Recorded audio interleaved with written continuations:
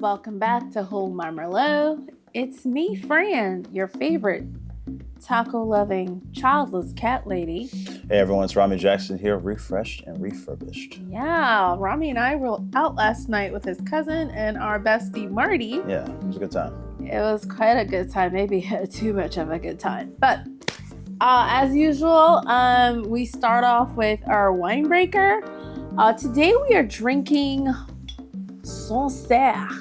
It's French. As you know, I love me some French wine. It's called L'Auvergnat. We have no idea. I don't know what that means, but it's a white wine. It's Sancerre's L'Auvergnat. Yeah. Lover, write it in English, please. Okay, and I'm gonna read the what it says online. This multi-award-winning Sancerre is a made blend of the best parcels of Sauvignon the domain has to offer, on the palate of fresh, strong, airy style, which is seduced by the purity and intensity of the fruit. Beautiful, pale, clear yellow color, delicate aromas of white flowers, also developing a citrus tone. This classic Sancerre, made from old vines over 30 years, is a fabulous seafood accompaniment. Okay, obviously this writing is from a French writer, and all they've done is translate it into English. For American readers, we don't want to read anything that long, and we don't know what accompaniment means. It probably means to accompany something, but we don't use that word here. So just get it together. Marketing 101. Make it short and sweet. Small words. Just make it short and sweet, Sancerre. Thank you. Come on, Fran. That was like a paragraph. Come on. It was too long. Stop. Well, anywho, we're gonna try. This one is called Moulin de Vrie Sancerre L'Auvergnat from Kevin Ecrine. We're going to do a wine taster. Okay, so we're first going to start off with the smell. It smells nice. I like it. It is definitely very citrusy and super delicious and fruity. They said these are 30-year-old vines. So these are some old-ass vines that gave us these grapes. Veterans of the vine game. I'll give that smell a straight 5. It smells so delightful. I like it too. It's very refreshing. And what about the color, Rami? I like the color. I think the color is clear. It looks golden. It's beautiful. Yeah, I'm a fan. Alrighty, and the taste? Yeah, I give it about a 5. This is absolutely delicious. So Sancerre is one of the more expensive French wines. At my local Fenwick and Bear and wine store, this bottle is going to run you a good $35 to $45 before taxes. It's super expensive. This Sancerre Moulin de Vrie, we actually got it. Hopefully we can get that. Hopefully it clears out. But we got it out last night. We got it out last night. Frank got a little tipsy and brought a bottle home. It cost me $70. Could put quite a hurting on my Amex. Thank you, Amex, for all that good credit. But it's pretty expensive. In the stores, it's about $35 to $45. But it's a straight 5 out of 5. It's straight out of the ballpark. It's a home run. It is absolutely delicious. I agree with you. One of the best winemakers, Sancerre of La France. I would say 5 out of 5 for their version of Moulin de Vrie. No, I agree. It was an enjoyable experience. French. Okay. Yeah. All right. Cheers. Cheers, everybody. Cheers.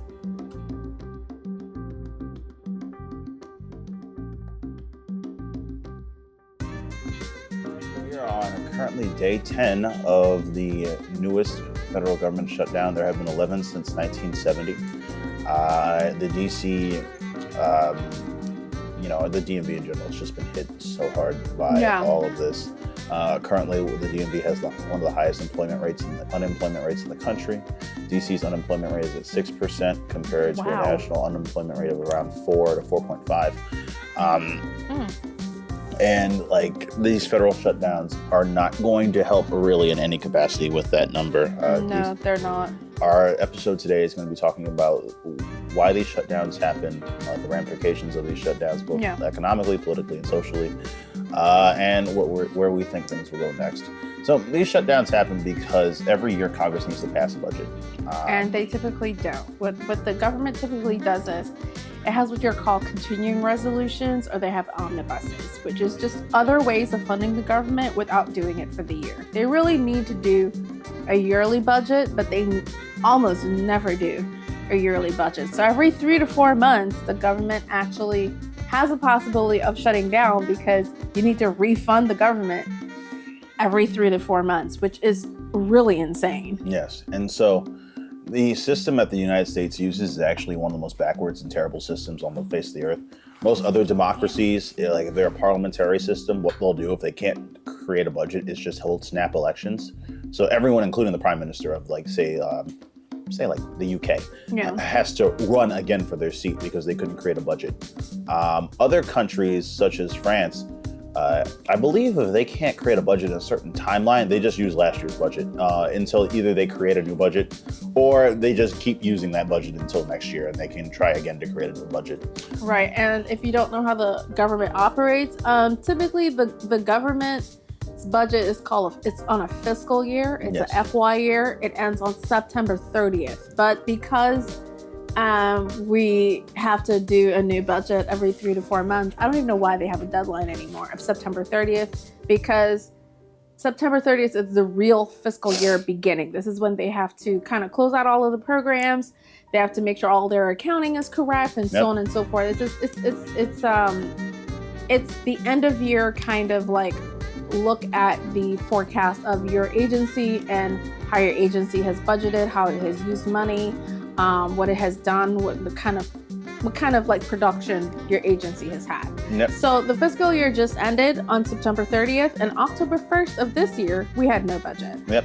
And because there's no budget, the government cannot operate. Now, it doesn't mean that the entire government has shut down. There are parts of the government that absolutely has to operate. However, these workers, if they are not furloughed, they're working without pay. Right. And so, for example, a lot of soldiers, for example, are currently working without pay because soldiers are exempt. So even if the government shuts down, the military needs to function, which, makes obvious sense. Right. Because you always have to protect the homeland, and they're soldiers overseas protecting other homelands. And in general, the military always has to operate. Just like Rami said, there are other professions within the government that have to keep going. We can't list all of them, but obviously the ones that for sure have to still operate are TSA, FAA, who are the people that kind of run and control our airports and help get our planes into the air and land. Mm-hmm. And what's been happening, Rami? Has that been happening?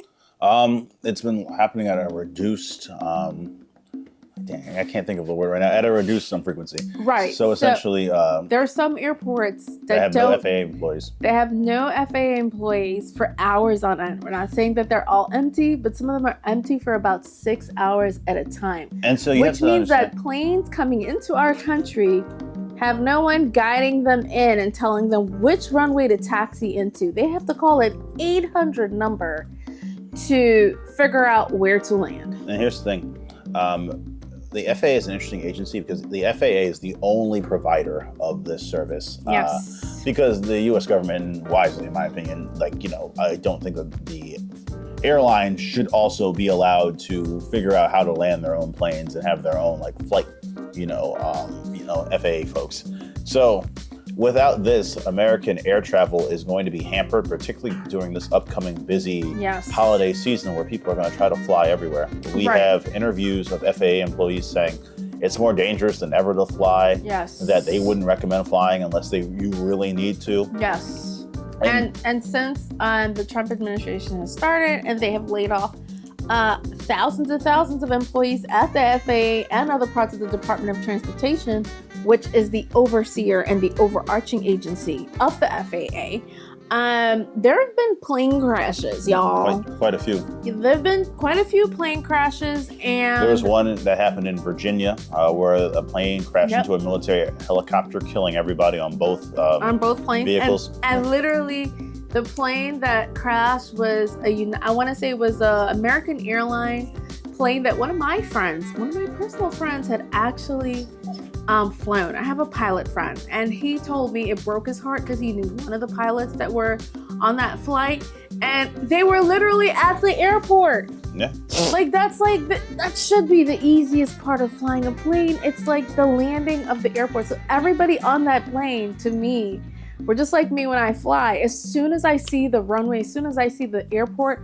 I'm like, thank you, God, I have made it, right? So imagine these people were coming into Virginia at DCA, right? And they died because the FAA, I think the FAA, that particular tower that day had one person in it, and it needed at least two people to operate that tower. So who knows, maybe the person was tired. The investigation hasn't been put out in full. To be honest, even if that person was working at full capacity, one person there is not enough. And one person is not enough. And the 100%. FAA has complained about this for years, that the FAA is understaffed, the FAA workers are underpaid, and they're overworked. And they're overworked. And honestly, I agree with them. They are understaffed, they are underpaid, and they are overworked. And there needs to be more of investment in the FAA. 100%. And honestly, it's like, to me, that's a no-brainer. Yep. You cannot have unmanned FAA towers, okay? I don't know if y'all have ever been on a plane. I know some Americans never travel, but they are giant pieces of equipment. All right, they're not easy to fly, and they're not easy to control. I'm just saying, and it takes a tremendous amount of skill to be able to fly an airplane. It is not like driving a car. These pilots in the air deserve fully staffed towers at airports. It is absolutely ridiculous and crazy that they could just fire people at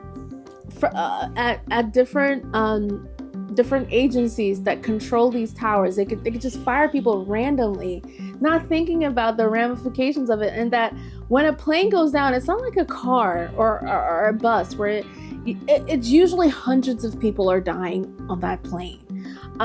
Flying is one of the safest methods of transportation, believe it or not. But the unfortunate thing about flying is when a plane goes down, a lot of people usually die in it.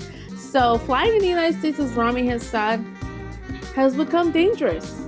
It is truly frightening. And I will say that when I do fly, and most of the times, a couple times, maybe 4 times a year, I go to Canada, I'm scared now since the Trump administration took over. Yeah, I'm actually scared on the way there. I am scared on the way back. I'm scared fucking shitless. I'm on those planes like, there's nothing to fear but fear itself. But it's like, you cannot do anything. There's no amount of money I can pay that would make them staff these towers. And honestly, my tax dollars already paid for this.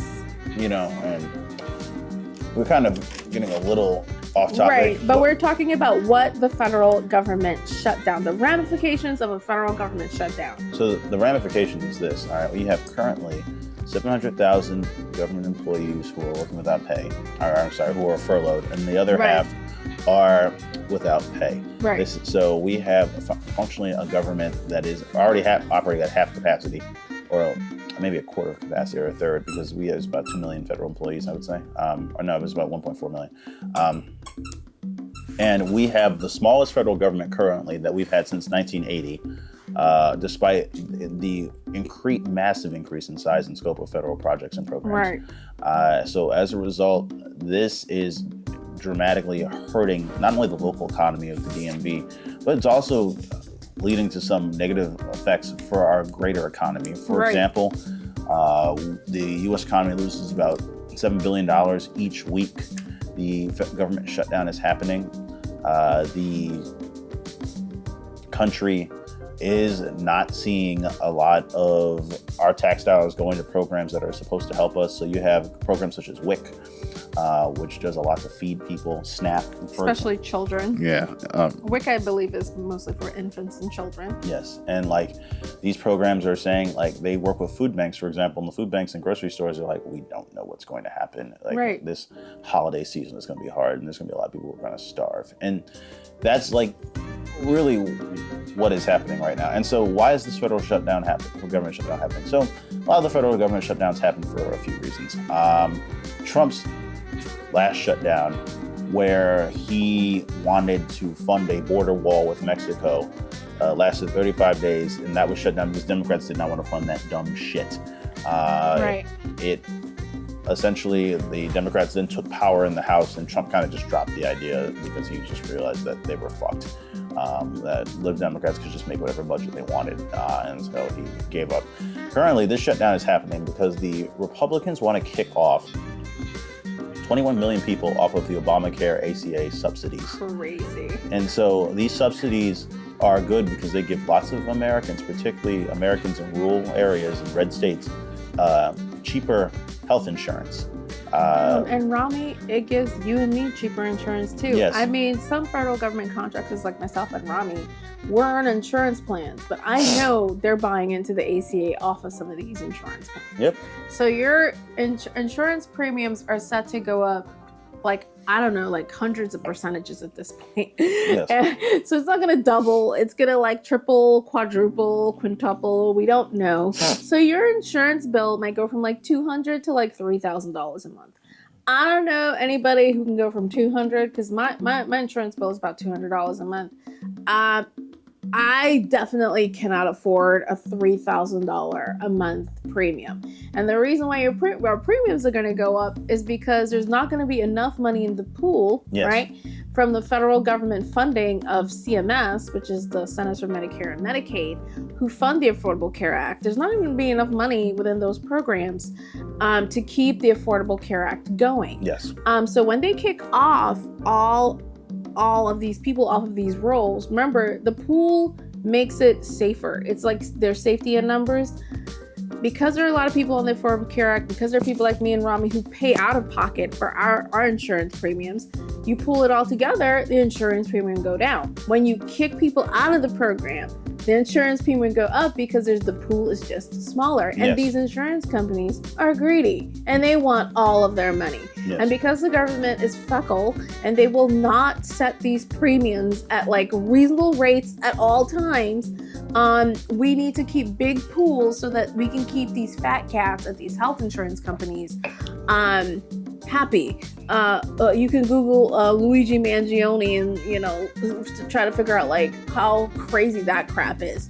The guy at United Healthcare that got murdered, I want to say sometime last year by Luigi, was murdered because the premiums at that particular company have been going up steadily for years and years and years, despite the fact that we have the Affordable Care Act. So it drives people literally insane. Yeah, listen, Luigi, okay, he did something that, some would consider to be heroic, taking down a billionaire fat cat who did nothing but stop people from getting their healthcare. He would make sure that people said no on informs, even when people.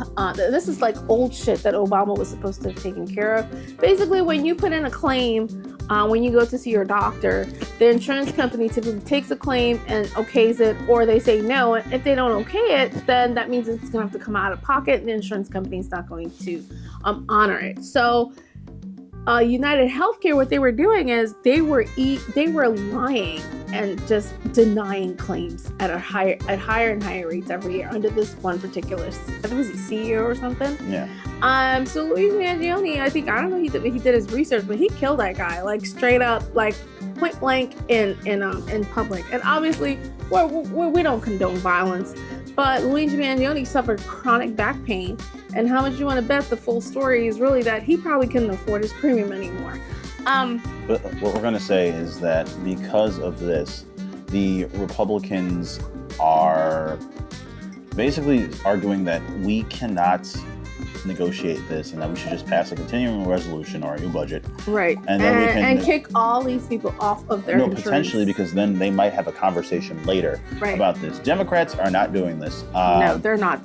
We gotta say, as much as we do not like Chuck Schumer and Hakeem Jeffries, fine. They're doing the right thing. They're standing up for people, for us, the regular people, and making sure our premiums don't skyrocket to the point where we all go bankrupt, all to pay for some tax cuts. Yeah, for billionaires. Because they can't afford the tax cuts that they just passed not too long ago. And here's the thing. These subsidies, even Republicans support extending them.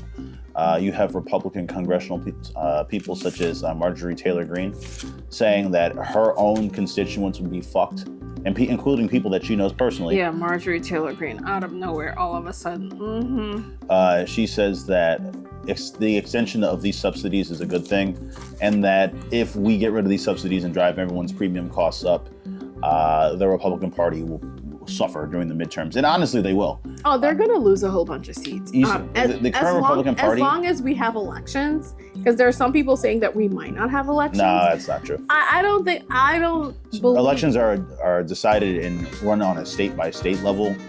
Donald Trump can whine as much as he wants. He can't really do a lot to affect state and local elections. Well, let's hope. As far as I'm seeing a lot of people on television just kind of saying it looks like. I mean, it's obnoxious that they're saying Trump is going to run in 2028, but Hakeem Jeffries, when he last met with the president, he said there were hacks in the office saying Trump 2028. Do you remember that? And let's just be real, the guy is 79. I mean, so you're either going to die in office or die in prison. And he knows it. I don't know about dying in prison, because I think we've long passed the point where we could have put this guy in prison. This man's committing new crimes every day. You will have enough evidence. I would love to see him in prison, because I think he has committed I think major Democrats crimes. are smart enough to know that they made a huge fucking mistake not putting that man in prison. But also, the United States does not like putting their former presidents and we're in stupid prison. for that. They don't believe in it. I believe that's the only reason why this guy has skated past through the criminal justice system. And even though he is a 34-time convicted felon, and Merrick Garland is a coward, right?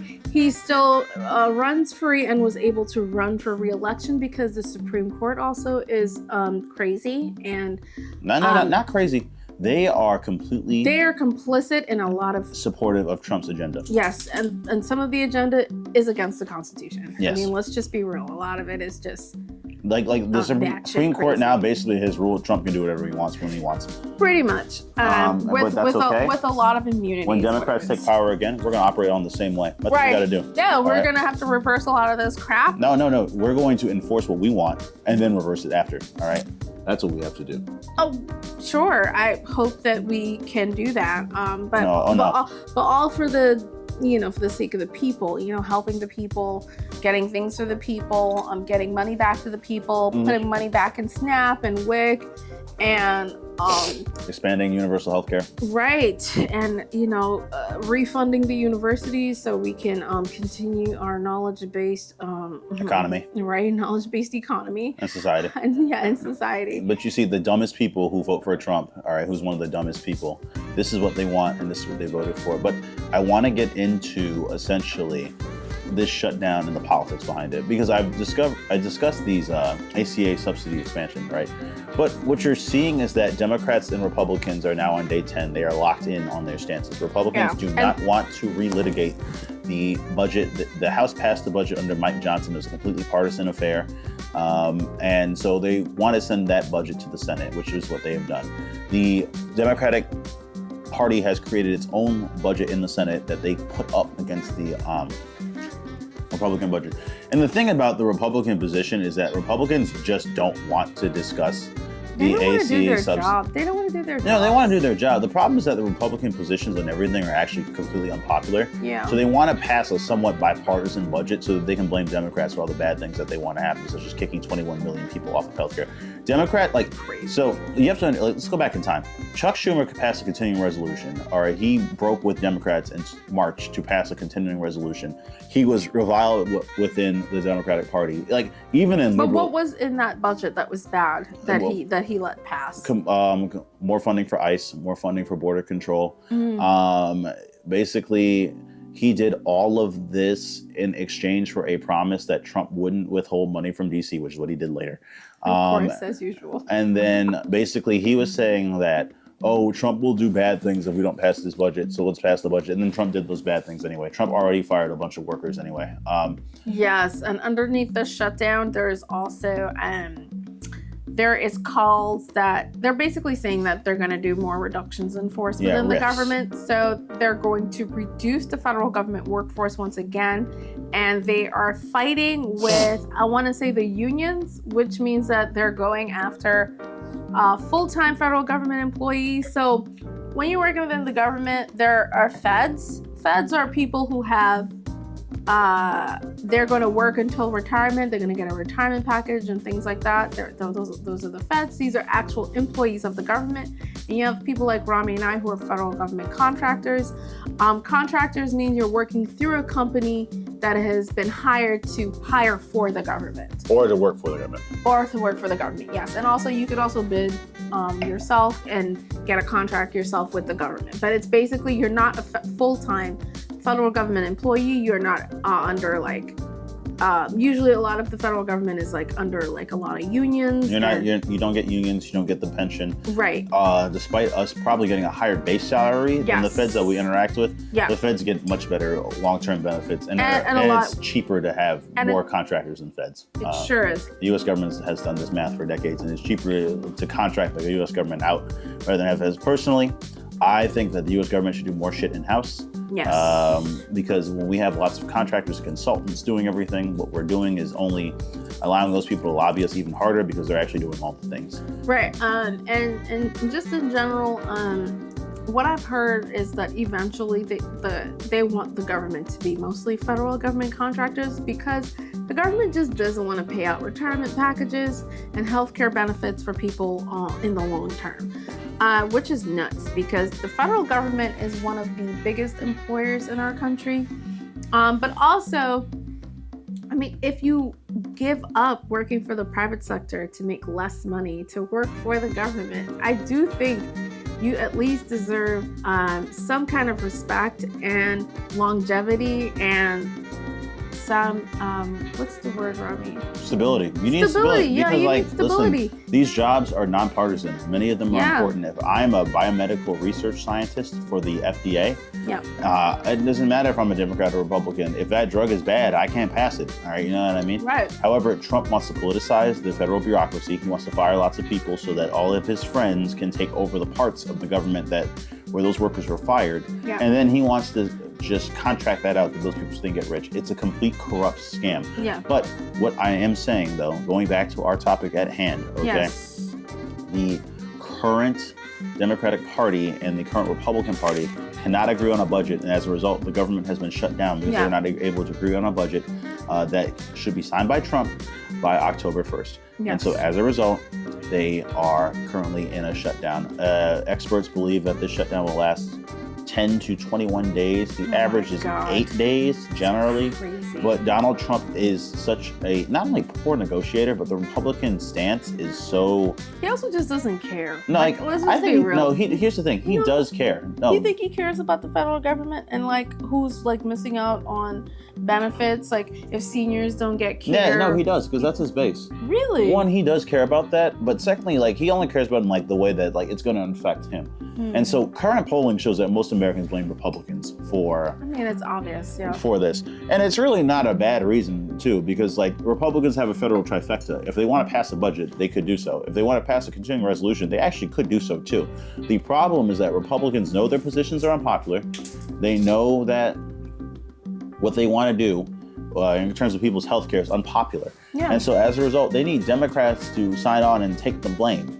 So this year, they thought that Chuck Schumer would be like he was in March, where he would capitulate immediately. Yep. And let me get back into Chuck Schumer's capitulation. Chuck Schumer and 10 Democratic senators capitulated after Democrats said that they were going to fight this new budget / continuing resolution. What happened was Chuck Schumer was reviled in the left's media, including like even mainstream liberal sources like MSNBC, as a coward, somebody with no spine. He was attacked within the New York Democratic Party, with folks even openly calling for AOC to primary his ass and kick him out of the Senate. Chuck Schumer has then been received It's time to anyway. Chuck Schumer has been called weak. Yes. He's been called somebody who isn't able to match the energy that we need of today. And Schumer, you know, he has the charisma of a brick, so he's not going to inspire anybody. You know what I mean? And just in general, can we just say that the Democratic establishment, Hakeem Jeffries, Chuck Schumer, I mean, just the people who are at the top of our party are just not doing their job. Bless you. They're not out there with bless you. God bless you, Rams. Thank you. Yeah, but the people who are at the top of our party, you know, you've got the squad, You got Chuck, you got Adam Schiff, you've got Hakeem, you've got Cory Booker, the people who appear on MSNBC and all these other liberal-leaning and also Fox News stations, where they're more right-leaning. They're doing such a poor job at just making sure the general public knows why the federal government has been shut down. Like, there's no leadership. There's just no leadership. Well, I think actually, friend, this time they're doing a good job. You think so? Yeah, they're winning the messaging war. Most Americans believe that these ACA subsidies should be expanded. 100%. I do believe that part of it has been coming out. Most Democrats want them to, even though most Americans say that the shutdown should be over. Yeah. Most Democrats, if you break it down by party, are happy. They're like, no, fight Trump. This is what Democrats want. Fight Trump. Yeah. Like, seriously, for the longest time, Democrats have just capitulated immediately to Trump. Like, the minute Trump pushed back on them, they would be weak. And this is only the National Party. You have governors such as Wes Moore, J.B. Pritzker, Gretchen Whitmer. Who's called for his resignation now, but J.B. Pritzker of Chicago. Yeah. Kathy Hochul. You have governors and Democratic mayors and really fighting Trump. Not Muriel Bowser's coon ass who's capitulated immediately to Trump. Oh my God, Mommy. What? It's Can true. we give her some? She's a coon.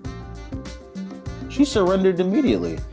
You talking about with the military takeover of Washington, D.C.? What are you talking about? How is she a coon? How's she a coon? She said I think she once said that the federal invasion is good, even though polling of most D.C. residents said that no, that's not good. We all know federal invasion of any city is not good. not Muriel Bowser. Muriel Bowser agrees. She was shucking and jiving right for Trump. All right. Right. I think at first she put up a pretty good fight and front that she was going to kind of gonna go head to head with the Trump administration as far as putting the National Guard into Washington, D.C. and ICE and all these other agencies that are there. And if you've been watching the news like we do, at first she was like, no, we're going to head this whole thing and we're going to be the ones leading it and they're not coming here to take over anything. But eventually, DC has been basically taken over by the National Guard. When I go into Washington, DC, when I go into work in Virginia, their National Guard troops at all of our metro stations in the Washington, D.C. metropolitan area. There's more police presence, different types of police that I've never even seen before. Speaking of that, friend, she lied on camera saying that D.C. police will not work with ICE. All right, I'm making sure of that. Yeah. And then now there's numerous videos. You can go on social media and see D.C. police working with ICE to arrest people who are illegal immigrants, but usually it's just Latino people. And can we just be honest too? I'm pretty sure what has happened is Muriel Bowser, the mayor of DC, probably just realized, look, if I don't cooperate with these agencies that Donald Trump has put into this to the District of Columbia, there's nothing she could really do. That's what I think has happened. I would rather fight and fail than just capitulate immediately. I think it's good to fight and fail, but at the same time, if you realize that your officers are now going to be fighting with the National Guard, are they going to be fighting with the FBI, are they going to be fighting with the DEA, or however many other agencies are there, and you just see absolute chaos coming to your city, I'm not saying it's better to just kind of work with the agencies to capture people, because as you know, Rami and I we're not pro any of this crap. We think the corporations and the businesses who are hiring illegal immigrants and people who are undocumented should be the ones that are going to prison. And friend, honestly, real talk, I don't even care about legal immigration. I know you don't, Rami, but I'm just saying we believe that it's those people that are responsible because they're the ones that have the job openings. And if you have the job openings here for 20 and 30, 40 and 50 years, right, then of course the border is open, and of course people are coming here for those job opportunities. But it's because the corporations have allowed it for decades and decades and decades. And we, the people who are angry because these people have stolen our jobs, we're angry at the wrong folk. Yes, we are. And we are arresting the wrong people. Had the government done its job and made sure that corporations cannot hire illegal immigrants and or hire people who do not have documents, had they done their job, had the government done its job and made sure these corporations and businesses cannot do this, right, then we wouldn't have this problem in the first place. No one would come here.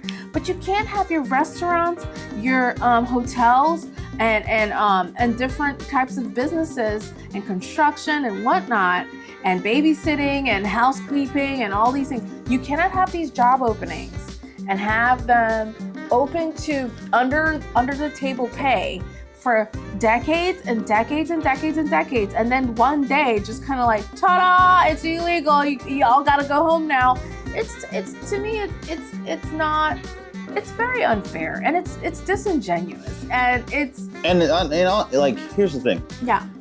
I know I just stuttered a little bit right there, but like honestly, it's also destructive to our economy. It's very destructive because our economy cannot afford it. Our economy is used to the infusion of certain people doing certain jobs. No, listen, you have the Department of Agriculture openly telling Trump, USDA, they're saying, Trump, if you deport all these people, we're going to have food shortages because there's not going to be enough people who want to pick these things, pick this, like these strawberries or get this food. No one's America is one of the few countries that actually makes enough food to feed itself and also export food to other people in other countries. Yeah. But Trump's inability to understand this means that we're going to have a lot of food go to waste and a lot of basically food shortages. And not only that, but it's going to hurt our trade as well. Like, for example, you have farmers already talking about how the U.S. has just shot itself in the foot on the soybean market. Oh, yeah. China was buying all of our soybeans. And they're not buying it anymore. There's a lot of rotting soybeans on farms right now that aren't going to be sold. And there are a lot of farmers committing suicide now. No, listen, because they're going belly up. Number one, the farmers were already broke. I don't know if a lot of y'all know this. A lot of the farmers in the United States were already not making profit. Well, here's the thing. The farmers aren't making profits off the farms. Farming is generally an industry where, like, if you have an individual's farm, you're losing money. However, what makes farming profitable is land. And so that's why you're actually seeing Trump kind of stabbing farmers in the back. Because J.D. Vance and other folks are buying up the land. Yes, them are J.D. Vance, Scott Bessent. Of course they are. Yeah. What else would they be doing? All right, well, some of the farmers go, that's okay, because then we can just buy up their land and sell it to private equity. You know what I mean? But yeah, farmers were not making money. A lot of farmers were operating in the red because a lot of farmers too only produce one product. So a long time ago in a faraway place, farmers used to make a lot of different products, but the U.S. government subsidized a lot of the farmers and told them, hey, only make this one product and we will give you subsidies to kind of make up for the rest of what you would have made that year. And this is an open secret. Farmers have openly talked about how it's more profitable sometimes for them to actually not farm anything than it is for them to farm, because the U.S. government will just pay them anyway. Like, hey, if you actually don't farm this thing, we'll pay you. You know what I mean? Right. But what that has done is it's created farmers who are dependent on government subsidies for their survival. Yes. Now, over time, things can't be subsidized forever. No, not at all. Right? And also, it's just now the government is controlling what the farmers are putting out. And it's also market forces too. Like, for example, so there's been some talk about how the U.S. could absorb the soybean costs. Sorry, y'all. Americans don't be eating tofu. Like, listen, I was vegetarian for years. I was vegan for a year. But Americans don't be eating tofu like that. Most Americans aren't. Tofu's gross. I like tofu, but like, I'm not gonna lie to you. Not a fan. Like, Asia is the tofu market. You know what I mean? Sure is. China was buying like, soybeans. They'll give Japan, I think too. Yeah, South Korea. They're like, give us all the soybeans, America. Right. And here's the thing, like, America, what we had compared to Brazil also produces a lot of soybeans, but Brazil's infrastructure is so poor that it's just cheaper to buy them from the U.S. because we can get the soybeans to like the coast easy compared to Brazil, where like the soybeans take forever to get to the coast. But China, in order to fuck over American farmers and to fuck over Trump, has just said, no, we'll just invest a few billion here and there in Brazil so that we can get those soybeans easily to Brazil's coast. And even though really that was the tariffs. They were like, oh, you want to put 145% tariffs on our shit? How about we not buy any of your soybeans Yeah. this year and see what your farmers do? Yep. And yes, I want to say I've seen either 1 or 2 farmers in the Midwest have committed suicide because they see no way out. Yeah. And there's no way for them to make a profit. And at this point this year, they're making absolutely nothing. And here's the thing. Trump says that he's going to use the tariff money to bail out the farmers. Has he really made that much money in tariff collections? No, he's only made Can we be really He's only made $117 billion off of tariffs. But even if he wanted to do that, one, that's illegal. Only Congress can appropriate money to the farmers. But secondly, that's not even enough to cover it. Like, you know what I mean? It's not like Trump made $2 trillion off of tariffs and then said, all right, I'm going to apportion this money to the farmers. The farmers aren't going to even get that much money.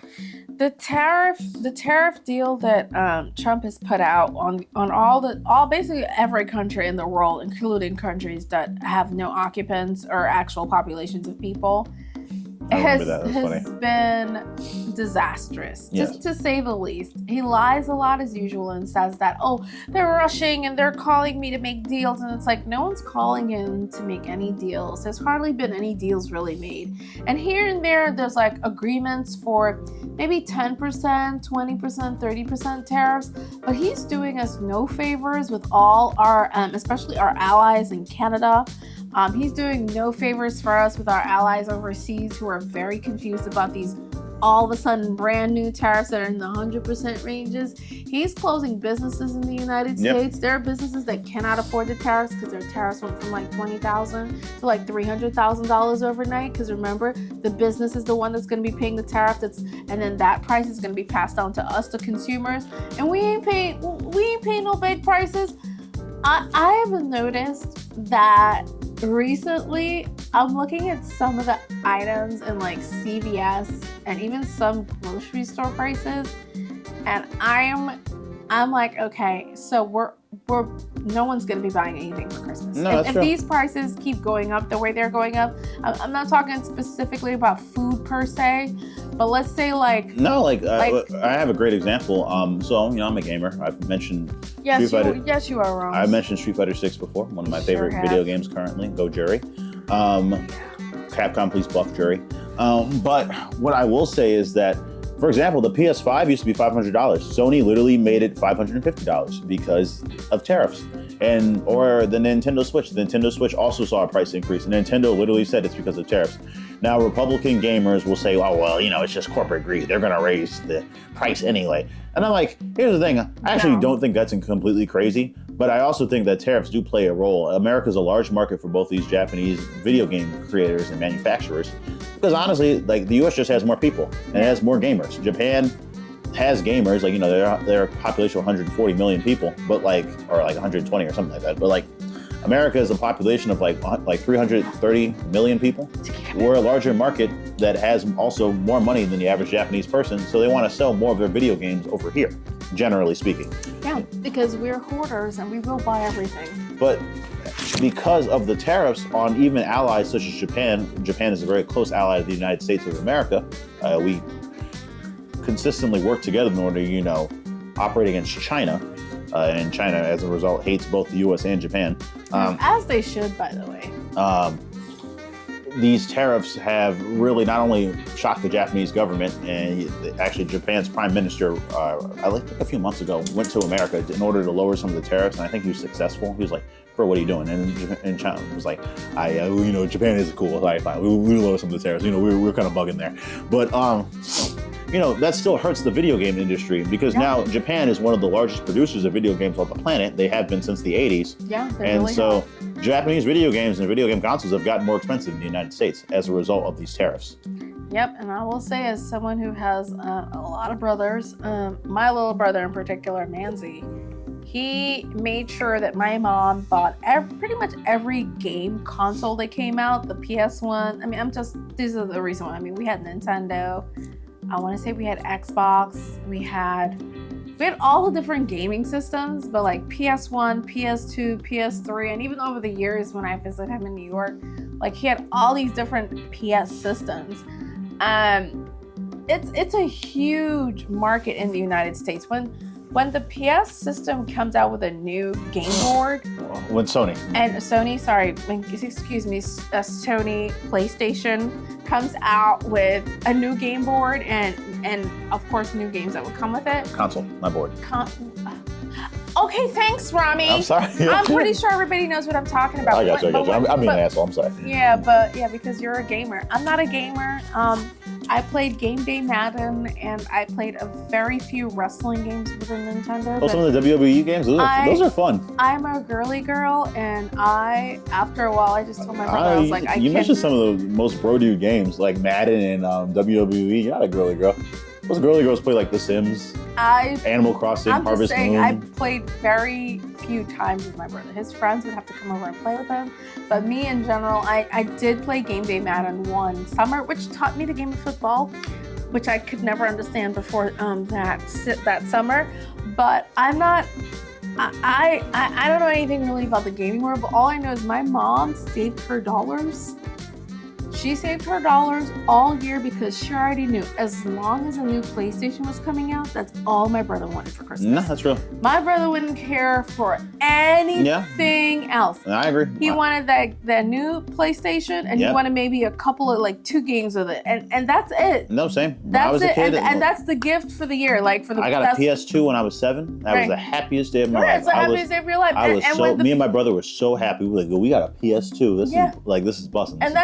It's a whole market. It's a whole thing here. There are grown men with children that still buy PlayStations.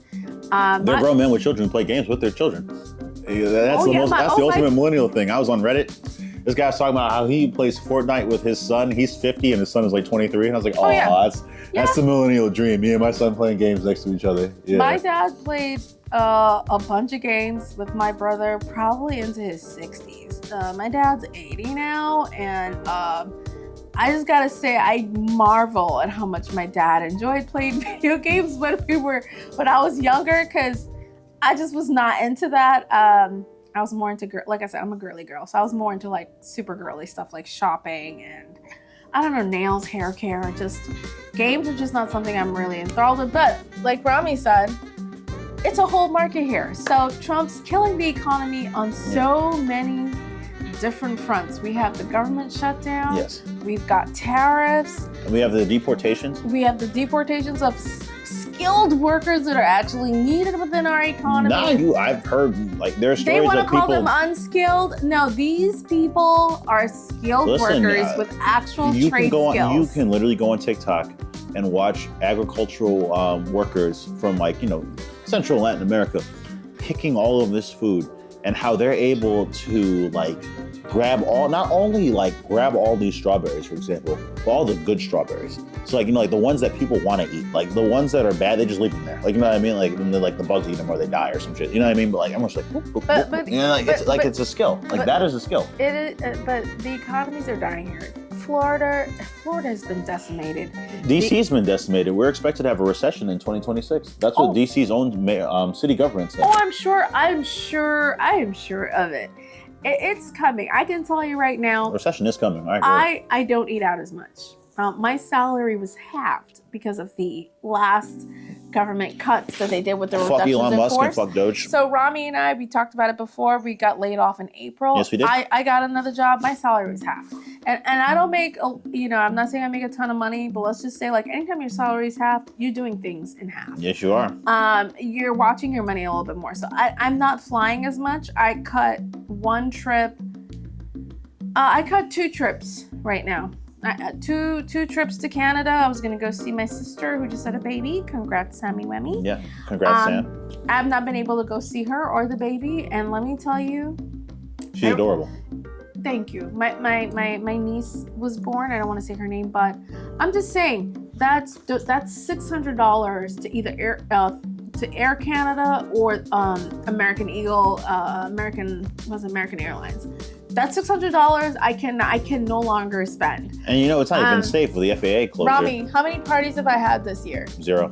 Okay. No, you Rami, had- how many parties did I have the year before and the year before? Didn't I always have like little things going on like, here, listening parties? I've been to your house like for parties like 5 times. Right. Okay, so I'm just saying, I usually have little get-togethers here, and Rami, how much food do I cook? Quite a bit. Quite a bit of food. Really good chicken and really good tuna sandwiches. Thank you, Rams. But that's all I do now is tuna. Yeah. I do not really cook anymore. I don't buy a lot of food anymore. I'm literally buying what I need now. I am not buying what I want. My fridge is usually stacked. I usually have so much wine in my fridge. Like food and wine, like you can always come to Fran's house and there's eat something good. Listen, I come to Fran's house.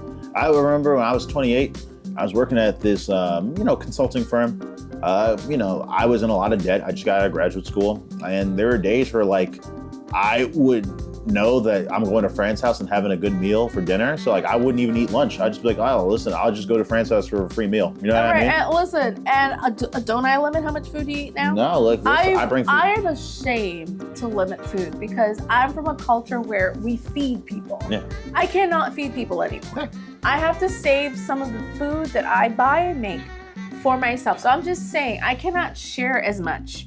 Right? So I'm going to tell you right now, the Christmas tree is not going to be dry, but Same. It's not going to be as full this year. No, listen, I think this year, a lot of people's presents are going to be each other. Let me Their tell presents, you, know what I mean? last year, because I knew the government cuts were coming, I only bought for my immediate family. Yep, same. The years before, I did not buy for my immediate family. I bought for almost everyone I possibly could because I'm a generous person. Yeah, same. I can't do it anymore. I cannot do it anymore. And let me tell you, it's not just me. And it's not just Rami. It's the entire country. We are going to spend less money, and our entire economy is based on tax collections, from revenues, from spending. Okay, our economy is based on us going out and buying food, buying drinks, buying gifts, taking flights out of the country. Yep. That's how they get most of the revenue that they get to run the federal government, to run everything in this country. So I'm just saying my spending is down about half because I don't got it no more. So let's close out this episode. Just going back to the tariffs. So is a deal on the horizon? Yeah. So good. I'm glad. I didn't even hear. I've been watching news all day. I didn't hear about a deal. So I know they came back and they voted on some things and couldn't get anything through. So they voted on the same 2 bills that we mentioned before. Right. The first Republican continuing resolution and the new Democratic bill, which is basically a continuing resolution, but they're going to carve out permanent protections for the ACA subsidies. They need to do that. Yes. So here is the thing. Democrats are currently winning the shutdown. Good. What's happening is that one, people are blaming Republicans more, but secondly, you're seeing cracks in the Republican Party's messaging. For example, earlier this week, Trump completely undercut House Majority Speaker Mike Johnson and Senate Majority Leader John Thune by saying, "Oh, actually, I would consider a deal on ACA cuts. Yeah, on ACA subsidies." All of a sudden. Yeah. So Mike Johnson said, "I'm not bringing the House back for anything." All right. And so, Mike, doing what he does, he's saying that the House did its job. You also have more Republicans like, Marjorie Taylor Greene, but also other Republicans are starting to say like, listen. Can we give Marjorie Taylor Greene zero credit though? No, I'm not. She's about facing. She's a fascist. She's about facing because I think she realizes the gig is up. I think Marjorie Taylor Greene also understands that, like, one, the Republicans are not going to win the shutdown fight. No. Because they can blast as much noise as possible, but the Democratic position is actually very, very competently managed, okay? One, we want to make sure everyone has health care, or all these people have health care. But secondly, we want health care to be cheaper, because if you kick all these people off of health care, then premiums are going to go up for everybody. All our premiums are going to go up. So, like, I think your average American understands, like, no, if I pay more for healthcare, that's less money for me, and the Republicans. Or you can't afford it and you die. So the Republicans, you have Mike Johnson, for example, saying bold proclamations like, we are the party of healthcare. But then when you ask him, what's your plan to actually, make sure that these people have healthcare and healthcare is cheap, he can't really articulate one because there isn't one. Right. And so Mike Johnson, for example, tried to undercut Marjorie Taylor Greene saying, oh, well, she's not on the committee for healthcare, so she doesn't know our plan. And Marjorie Taylor Greene, basically fired back like, okay, then Mike, tell us the plan. So if I'm in your party, I should be able to tell our plan to the media so that, you know, we can promote this plan that you have. And Mike was like, nah. And can we give a shout out to all the red states that called in, especially Marjorie Taylor Greene's district, because obviously the point was run home. No, listen. They called in and told her, listen, do not cut those these Republicans subsidies. are racist, but they're like these Republicans are racist. And I think racism is stupidity. These folks aren't like completely dumb. They know that like if these ACA subsidies are cut, that they're going to get fucked. That's kind of why Republicans kind of have like made so much noise about the ACA, but have done half-hearted measures to kill it, because they know that their own districts, like these subsidies make things cheaper. Yeah. Most, even like, and I'm going to humanize Republicans slightly, most Republicans don't want to see their constituents just fucking die. You know what I mean? Oh, let's hope. Yeah. Let's hope. I'm not sure they care. No, a lot of them don't care. The way things are going right now, the amount of cuts that have been made, they're already going to cut 10 million people out per year. And 50 million. And if they cut people off these subsidies, 50,000 Americans will die a year. Yeah, no, seriously, 50,000 Americans will die more. The one big, beautiful bill that was passed earlier this year, they are eventually going to make cuts, by the way, and a lot of people are going to be de-enrolled. Just cuts in general to the government in very bad parts, like with food stamps, with housing subsidies and things like that. There are going to be a lot of changes over the next 10 years. And we're going to get a lot less and we're going to pay more. Or a lot of people are just going to go without. The Democratic position is essentially keep people on the ACA subsidies. Yes, please. So that we can ensure that, you know, premiums are cheaper for all. Republicans, their messaging has not been as on point when it comes to fighting this.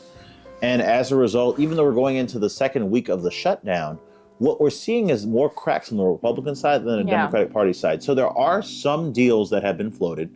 Yes. Some moderate Democrats have met with some more moderate Republicans, and they've basically said, why don't we do a 1-year extension on the ACA subsidies, and then we can discuss this later. The problem is that Democratic senators don't trust the Republican Party at all. And here's the thing, I don't actually really blame them. I don't trust Republican senators. They're reneged. Susan Collins has lied repeatedly about what she actually believes.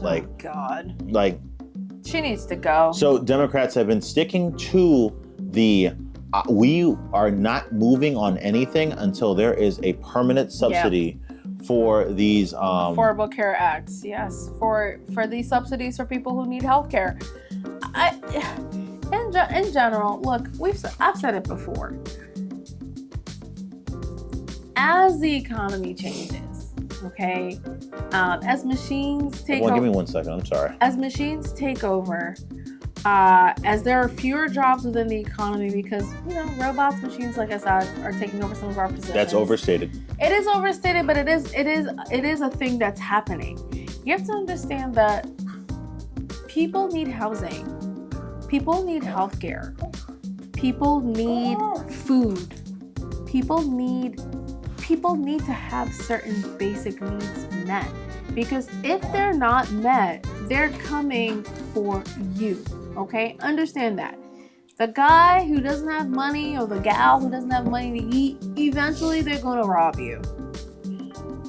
Eventually they're going to move into your house that you're not watching because you have some investment house somewhere out, I don't know, the Carolinas. You're going to have squatters. If the government doesn't subsidize certain things, people do desperate things to keep up because we are humans. We need certain things. It's better that the government subsidizes certain things because certain needs should just be obvious and guaranteed to people. It should be guaranteed. Like, we should not be questioning whether kids need to eat. Or whether people should live in homes. Or whether people get health care or not. With this shutdown, okay, we're seeing Democrats winning this war. Yes, we're winning. And you also, again, have Trump undercutting Republicans. Trump, for example, so some Republican congressional people floated the idea of like, all right, why don't we just do a military pay budget act? So like all the soldiers can get paid because if we're on the government shutdown, the soldiers won't get paid. Mike Johnson's like, no. John Thune is like, no. He's like, no. He's Midwestern. I'm sorry, not Southern. He's like, no. But Trump is like, no, actually, I like that idea. And then Democrats are like, oh, there's a thought. Okay, yeah, we support that too. And so, Democrats, especially under Nancy Pelosi, were really good at playing Trump against the rest of the Republican Party. For example, Republicans stomped up and down about not giving anybody any COVID money. They're like, no, that's socialism, that's communism, ain't nobody getting no free money from the government during COVID. And Democrats are like, we want to give every American a check. And then Trump was like, I will agree, but only if I get to put my name on the check. And they was like, oh, we don't really care, sure, fine, whatever. And Trump's like, all right, cool. And so then the Republican Party kind of got hoodwinked. You're like, no, fuck it. Like, you know what I mean? Like, so anyway, what I'm saying is that the current shutdown, we're in the middle of it. Yeah. It should last from we're on day 10, it should last anywhere from 10 to 21 days, according to experts. Yeah. Even though most shutdowns only last about 8 days, what is happening is that Trump kind of is one of the worst negotiators we've had. Sure is. And his maximalist positions, for example, he's already firing federal workers as punishment for Democrats not capitulating. It's crazy. Which doesn't really help his job numbers or economic numbers, but he doesn't care about that. By the way, some of these people that have been fired, not contractors, some of the people who have been fired in the federal government employees, have basically had a free paid vacation. Okay, some people, because the courts because they're under union protection and some court cases have been won. There are people who've been laid off since about, when would we get off? April? Yeah. Or whatever. No, one of my good friends, I won't mention his name, but he basically said that, he is laid off from FEMA, but he's getting a check every month despite not working. And he's just like, bro, this is the dumbest shit. I was like, I'm sure it is. So some people who got laid off, let me tell you something, got laid off on administrative leave, basically to be fired. Now, once the court cases weren't won, some people were brought back to work. Yeah, such as the nuclear inspectors, for example. They have been getting paid to sit on their ass at home. So some agencies have been operating without people who are getting paid to stay home. Does that make any sense to you? That's why some of the times when they say, oh, we're saving all this money, it's like, dude, you're not saving a lot of money because some of these people are being brought back anyway, and they've been on administrative leave. So they've been at home when they could have been at work, working, doing what they're supposed to do, and you've had to hire probably more people in some of these agencies to make up for the work that's not being done. Only have to rehire the people anyway. Yeah, no, exactly. A complete fucking waste. This administration is all over the place. They don't know what they're doing. They don't know they don't care about how the government operates. They don't care about what the government affects when it's shut down. They don't care about what happens when the government shuts down, and businesses that are connected to the government don't work properly and or don't hire people and reduce spending within certain economies. Like Rami said, we're in the DMV. I'm not spending any money. Okay, Marshalls, TJ Maxx, and all my local restaurants, they don't see me as much anymore. No, listen. They most certainly don't. I went out with you, Rami. I went out with you this week. I think that might be the second time I went out this month. I usually eat out every day. I don't really cook. No. Unless I have friends coming over. I usually don't cook. I don't cook shit. But I cook now. I make sandwiches. I make my little chicken dinners now. I'm in the house at home watching TV. I am not spending. Listen, all right. I'm not spending. I'm not flying. I can get flued out for myself nowhere. I'm not going nowhere. No, the economy's going to get rougher.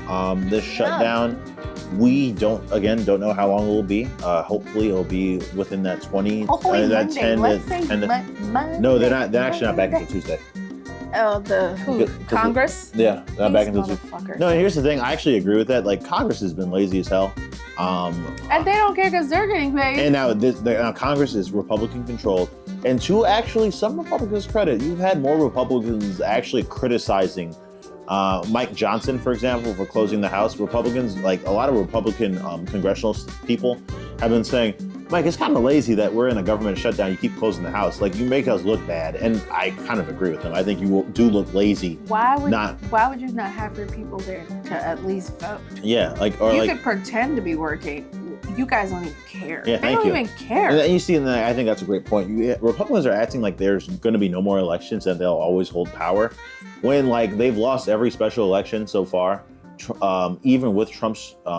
Who's the lady that they were supposed to swear in that was supposed to help with the Epstein files, and they just will not swear her in? Name. She is from Arizona, and she's a Latina woman, and she's taking over for her father. I forget her name. And isn't that the one where it would make it like 118 votes? Yes, to reduce the Epstein files. And that would like tip over control to the Democrats in the House. Even on that, you have Republicans criticizing Mike Johnson, being like, "Why are you trying to stop the vote for the Epstein files?" Yeah, what's in there? But viewers, thank you so much for tuning in. Yes, we were long-winded today, but we hope you get the point. This shutdown is still ongoing. Hopefully next week it'll be over. Stupid. It should be. You know what? It should be illegal to have government shutdowns. There should at least be always a rotating budget, maybe that they kind of like revert to when they can't pass a budget. Because this is outrageous.